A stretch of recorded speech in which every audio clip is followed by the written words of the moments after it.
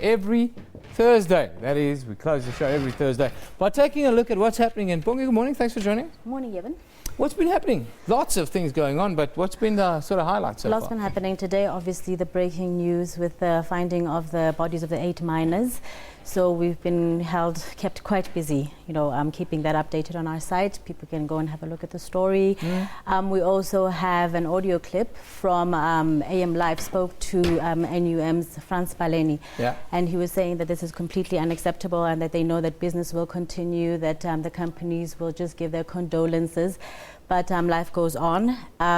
This accident happens with the backdrop of the mining in Daba. Also, that's happening in Cape Town at the moment. In Cape Town. Yeah, and NUM is actually going to be marching now to the mining in Daba. I think it probably was a scheduled march, issues of safety, but they take on a whole lot more prominence and a whole lot more importance. And all of us on the back of the AMCU strike that's going on about, the kind of increases in salaries going on. So all happening in the mining sector All tonight. happening in the mining sector. It's all in the forefront. AMCU's, the strike's been going on, I think it's now coming up to about 2 weeks now of the strike going on.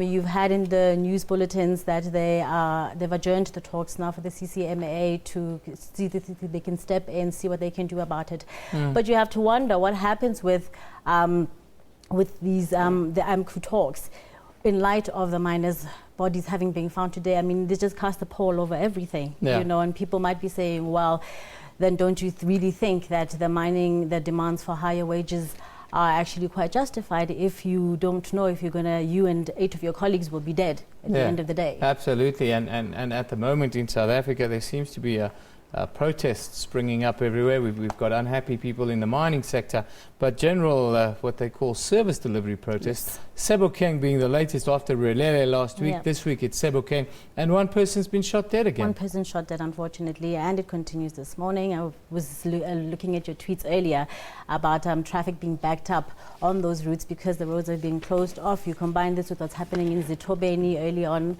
You chatted to our editor in Pretoria. This just seems to get worse and worse and worse. I was listening to one of the police spokespeople who were saying that they've had to actually respond to something like 6 protests per day. So it's getting completely out of control, the issue with the protests. But we've got people who are commenting on our website about this. They've got stuff to say. They're sharing their pictures with us.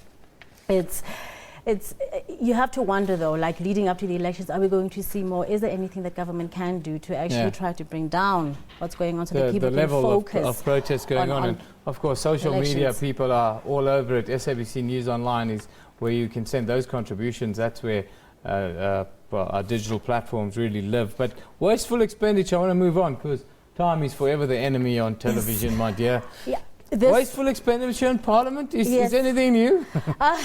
Well, I think that we might have perhaps a glimmer of an answer as to why we might be having these service delivery protests. The new Auditor General, Kimi Makwetu, he released his report yesterday, and what came to the light was that there was a hell of a lot of wasteful expenditure, but the government that was leading in the wasteful expenditure stakes was the Cooperative Governance and Traditional Affairs Department, which administers local government. So if they're wasting almost $500 million and you're having service delivery protests, you might start connecting the dots. There we go. That is certainly. You can go to our website, sabc.co.za/news. You'll get all these features. Let's go and have a look at who's wasting all of our taxpayers' money. Cooperative Governance and Traditional Affairs, 503.3 million South African rand. Is that right? Yes. That certainly is irregular expenditure in millions of rand. That is certainly very alarming. Public Works, Correctional Services, and Transport. Wow. Defence. There's a lot to be answered for. Bongi, just tell us quickly. I want to move on because people are talking about wasteful expenditure and then petrol going up and everyone's complaining that life is so hard. The petrol price is almost 14 rand a litre. Yes. People might be wishing that, well, perhaps if there wasn't so much wasteful expenditure, they'd be able to cushion these increasing hikes. We've had 2 already this year.